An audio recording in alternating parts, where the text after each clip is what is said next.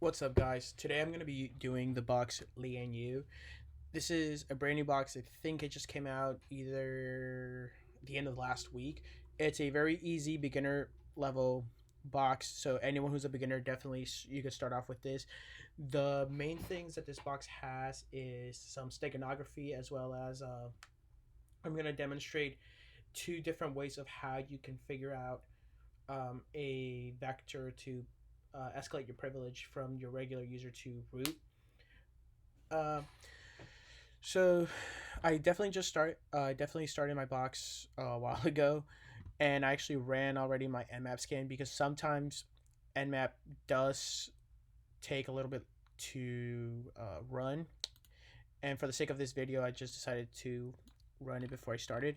And as you can see, I have a port 21 that's open, port 22, which is SSH, and 80, and then port 11, which is remote desktop.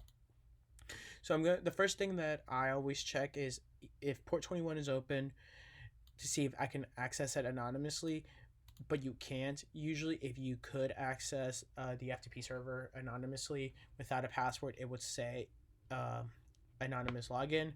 So my next attack vector would be port 80, which I opened here. And to anyone that's a fan of the Arrowverse and the Arrow show, this is definitely a box that's based on that.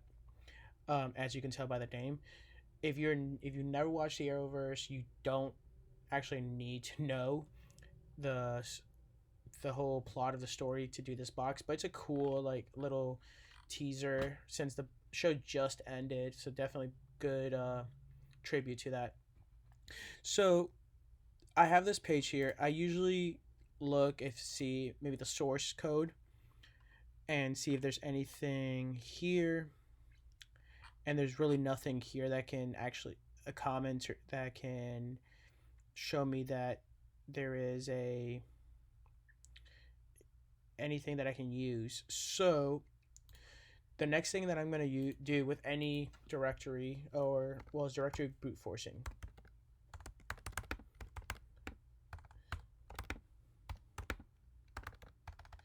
You, I use GoBuster just because it's my personal preference. I enjoy using um, command line instead of the GUI of Dirtbuster, but either works fine.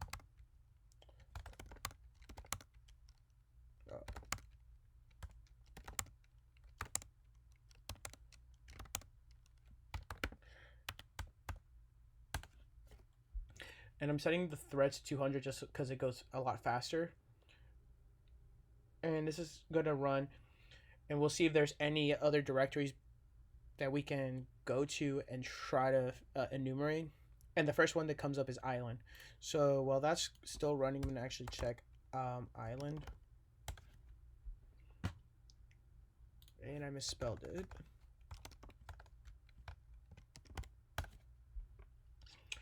And it says, oh no, don't talk, ...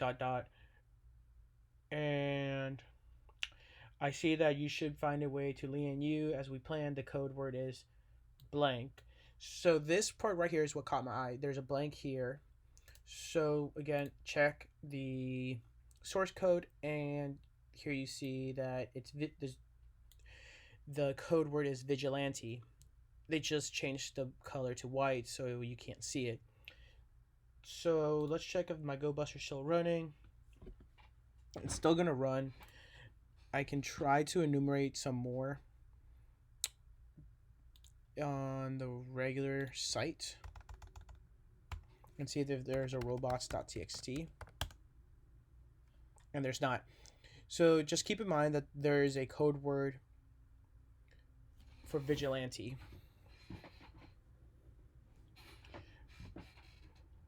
So now server status, it's gonna keep running.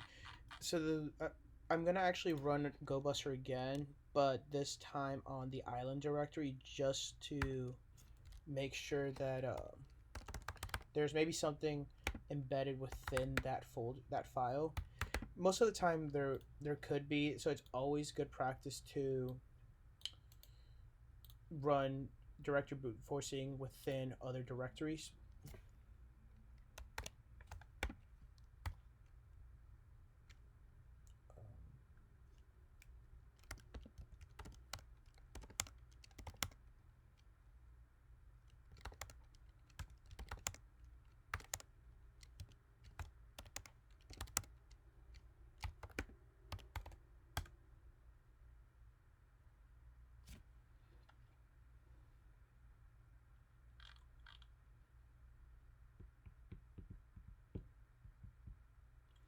And then as proven, well, as shown, sorry, there is another directory which is dash 2100,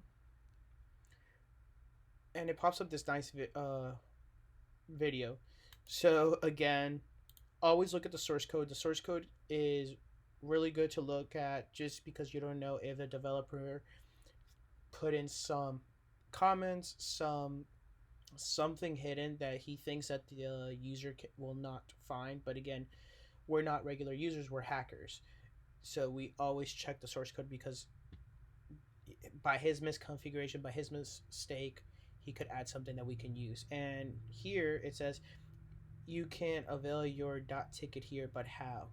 So .ticket, at first I thought it was a hidden file, so I thought it was a LFI, but I just realized it's simpler than that. It's literally just a .ticket directory file that's within here. So I don't need this anymore. And I'm going to run this and extensions to .ticket.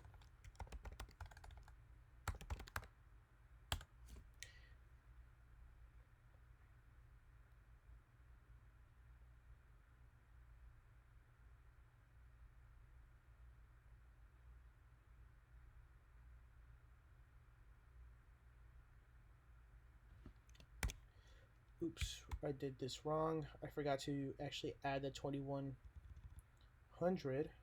So I'm actually going to put that here, 2100, and run it.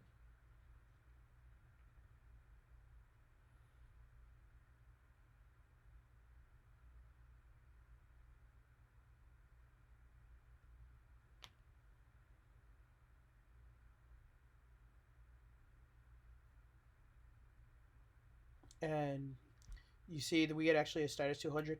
Anytime we see something that's a 200, this is actually amazing because we know that the get request has actually come back as a success, which means there's actually something there. So we'll do green arrow .ticket.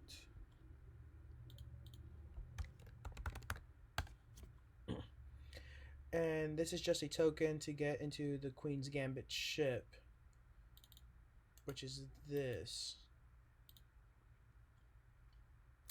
And so this, at first I thought maybe this is obviously a password.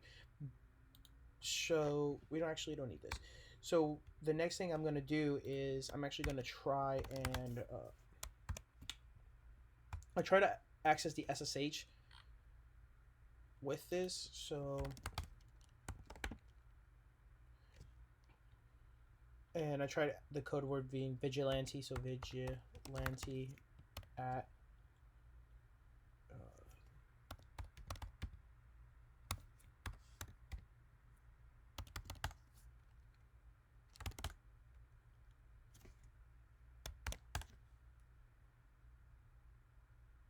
and I tried this, and this is actually not the password for the SSH. And just a little spoiler, it is a password for the FTP server. But I tried logging in with this password here for the FTP server, it was actually incorrect. And the reason why is because if you notice this, after some time, you'll start getting an idea of things being encoded, and this is actually being encoded using base 58. So I recommend using CyberChef. CyberChef is a great tool for decoding different things from binary to ASCII, magic numbers, everything. So it's a really good tool to use. And this is a good thing to learn because this is just mostly trial and error. You can try base 32. It returns gibberish, so that's not it. Move up to base 58, and it returns this, right? Which is the password. So I'm actually going to copy this, and let's access the FTP server. So FTP 10.10.164.232 vigilante, because that's a code word, and we'll enter the password. And successful. So now we actually have access to the server. And always do ls-tech-la, just because you never know, there's actually going to be different files here that are hidden. And for people starting in the cybersecurity, thinking that hiding files is good security, it is not, because hackers, anyone will find them. It's always good to encrypt files. So you can go and look at the different things using the get request, get the bash history, get the bash logout, get bash rc, get other users, get profile, and manually look at them. But just for the sake of this video, again, I'm going to just skip most of this, because this actually returned nothing useful. The thing that we want is actually these files here, and this is where the steganography is going to come in place. So we're going to do get aa.jpg,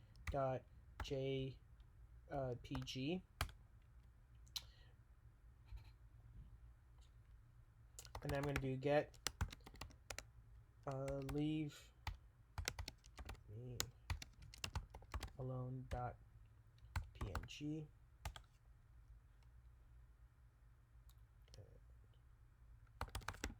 get queens underscore gambit.png.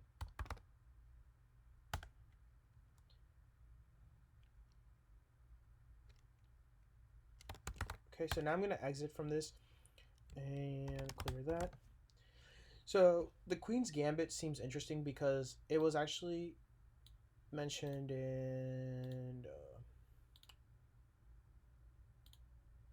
this is just your token to get into the Queen's Gambit. So let's check out what this file is. I usually I'm just gonna open up the file.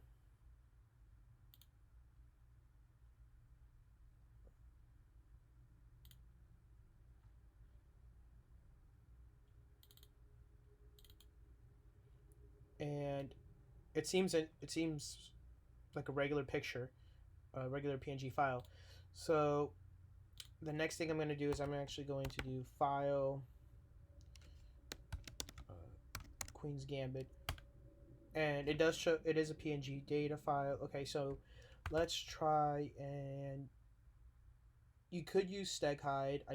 StegHide is a great steganography tool, but it's mostly designed for JPEG images. So what I'm going to do is I'm actually going to try and use binwalk extract Queen's Gambit. This is going to extract information if it exists, and nothing was taken out. Another thing that you can actually do, and this should be your first go-to, is using strings, which will find any strings within the file that's readable, and as this will be your go-to tool later on whenever you want to figure out any malware files. This is kind of how malware analysis is done, besides obviously doing some reverse engineering. But you can see that there's a string, oh, it's calling this file this command and that command. So definitely good tool to use and good technique. But looking through this, there's really nothing that stands out. It's just random letters and characters. So definitely Queen's Gambit is rabbit hole. So I'm actually just gonna remove it.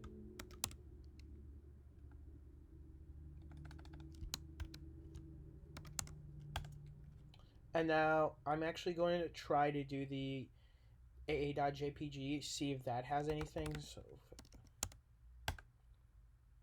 it is a JPEG image. So the first thing is steg hide. Extract. So, and then the one thing about steg hide is it does prompt for a password every single time. Now, you can either put in a password if you find and know it, or you can leave it blank if there's no password set on the file, and it would just extract the file. So, once you hit enter, enter the passphrase. Well, I don't know the passphrase, so I'm gonna hit enter. Could not extract any data. So we know that either this file does not have any information in it, or that this file does have something embedded, but it needs a password. So you can probably use other tools online that can take this extract the information, but I'm gonna background this for now, and I'm gonna actually check the leave me alone PNG. So if I do strings leave me alone, and looking at it,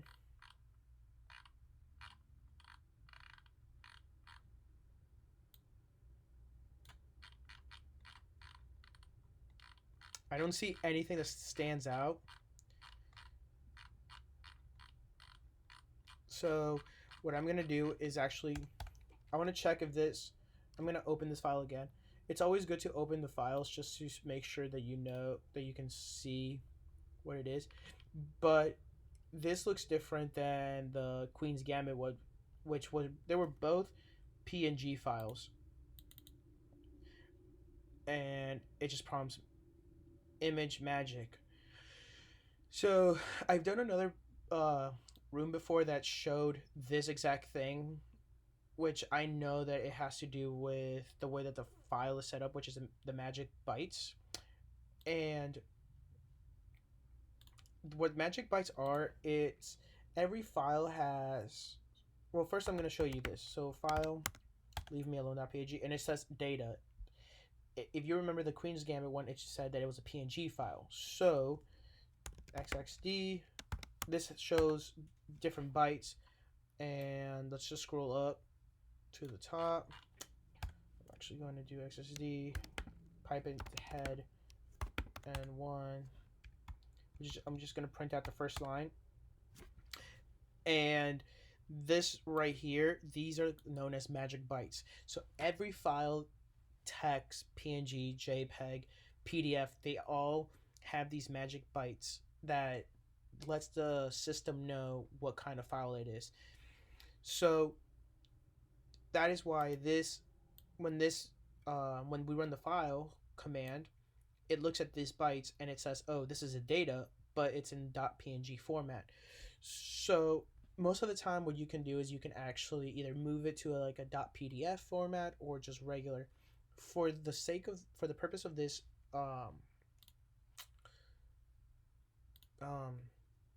room, we're actually going to have to edit the magic bytes. So what we can do is Google png magic bytes, and a list of file signatures, and you can see pcab, they all have different bytes here. So what I'm going to do is Control F, and I'm going to do PNG, and this is the magic bytes that we want to set. So there's a good tool that we can use that's called hex edit, which allows us to edit any hex documents. So it's going to be hex edit, and it's leave me alone.png, and now we can edit it. So it goes 89 50 4E 47 0D 0A, and then 1A 0A, which stayed the same. So now you want to save this, so we just do Control X, save changes, yes. And now what we can do is actually check again to make sure that it is correct, and it is. So now, wrong file, leave me alone, and now you see it's a PNG image. So let's try and look at this again. And another thing that you notice is there's an actual picture now that shows up. And here's our password. We get here to take it what you want, it's password. So obviously, let's go back to the TryHackMe room because there's probably questions that we have to answer. So deploy the VM. So what is the first web directory? What is the web directory you found? It's 2100. What is the file name that you? What is the file name you found? Green arrow.ticket. And then we figure out what the FTP password was. So now, what is the file name with the SSH password? Well, we haven't found that because, well, we have a password, right? So let's see, maybe that is the SSH password. So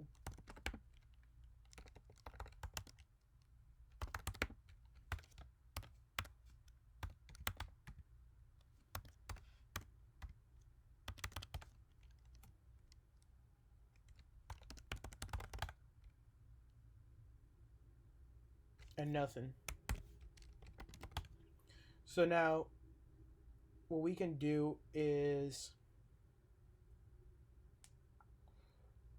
another thing that occurred to me was, obviously, again, we remember we have this aa.jpg file and we need a password, right? So why don't we, maybe that is the password for this. So we run steghide extract tag sf aa, and let's put password, and something got extracted. So that was a password for that. And let's unzip this file. Unzip ss.zip. And we have two files. So let's check what the cat.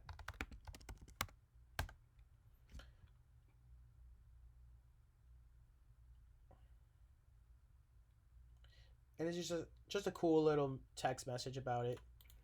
So let's check what the shadow file does. Shadow. Oh, and there is a password here. So let's go back here, and there it is. What is the file name with the SSH password? Shadow. So now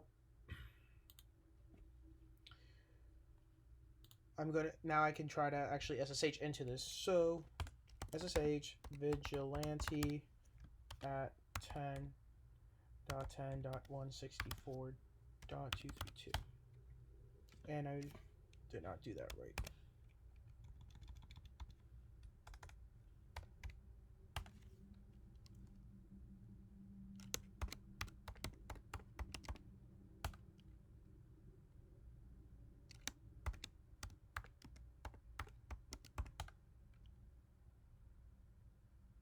And that metahuman password is not the password for vigilante. So if you're actually quick-eyed and you notice something, you notice that there's this with the aa.jpg images, and it's this gentleman right here.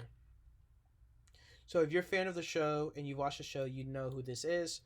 If you're not, if you've never watched the show, this is actually Slade Wilson. And a way that you can actually figure out who this is, again, we can log into the FTP server, and you can look at other users that are on the FTP server.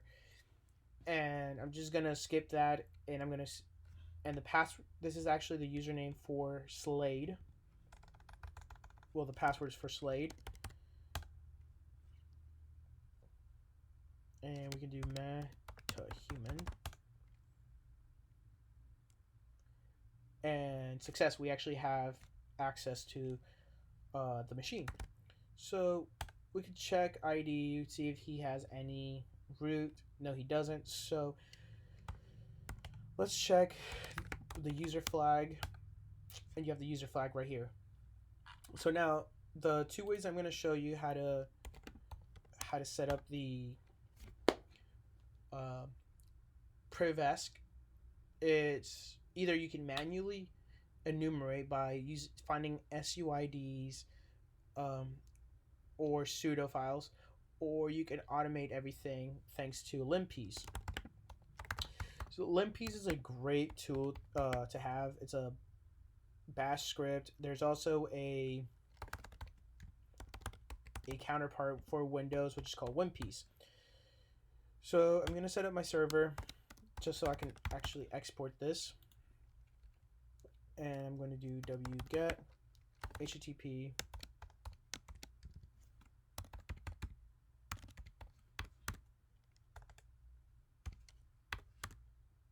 dash linpiece.sh.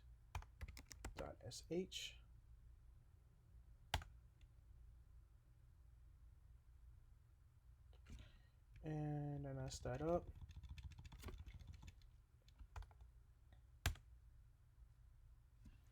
There we go. Okay, cool. So now we have limpiece here. You can turn off your server, and I'm gonna change my mode to executable, and now you run limpiece. And it just gives you this nice all information here. The great thing about this tool is it classifies things in red, and as I'm going to show you up here, it tells you anything that's highlighted in red and yellow is 99% a vector. Red, take a look at it. Light K and blue, you can really ignore it. We definitely all we want is either a red or a red yellow, and this does it for you. So it, in a matter of minutes, well, seconds actually, it ran this information here, and now you can just start looking through these files to see what we can do and what are some interesting information. Another thing that I really recommend you guys have is not just relying so much on limpiece, but relying maybe on another thing like Lian-Yu. I do. If you search on GitHub for a repository called Payload All the Things, they have an amazing um, library of different tools that you can use for Linux privesc, just payloads for SQL injection, cross-site scripting. The list goes on. So definitely check them out. It's an amazing GitHub page that you can look at. And the thing that I see is interesting files. See what catches my eye. And I see that they're obviously sudo mount pkexec. So nothing really that's standing out.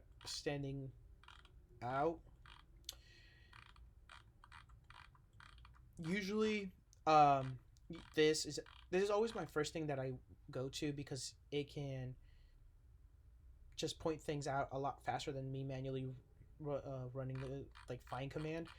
But nothing stands out in the red and yellow. Nothing's like a clear. Hey, this is an attack vector. So the manual way to do it is sudo -l. This is gonna list everything that the user can do, and we do know the password, so we can actually run anything sudo. And it says this part right here is what I actually want. Slade can run the following command: user bin pkexec root, which means this command here is being ran as a root user. Okay, cool. So I did not know what this was. So like anything, check out the man page, user bin pkexec.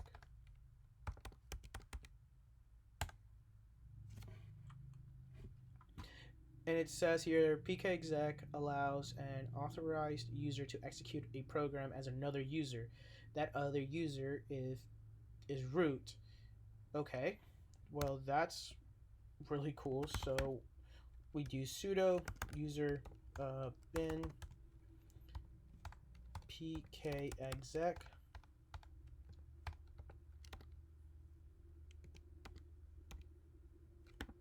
and then I want bin bash because I want to run this program of bash and there you go. I just became root.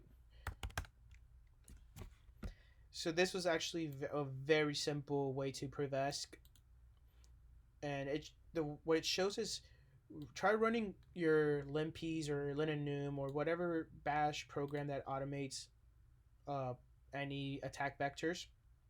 Try to run that first. If nothing pops up, don't give up, because there's always some way to doing it. And the second go-to method is sudo-l. Sudo-l is just it's going to prompt anything that the user can run with sudo. Sometimes you can't, the user that you have access to is not a sudoer, so these are really good tools to use in order to be able to escalate your privilege. So I can just run root cat root.txt, and here is your flag, and that's it. We have finally rooted the box, and yeah, we're done. And this was actually a really cool box to work on, because I'm a huge fan of the Arrowverse, and it was just a simple box to kind of practice and definitely to learn different ways of attacking the machine and just enumerating. Because doing this, I had to look at all of the different FTP files, at all of the different um, information in Google, because I thought maybe there wasn't anything hidden within the image files. So again, I want to thank you for watching this video, and I'll catch you next time.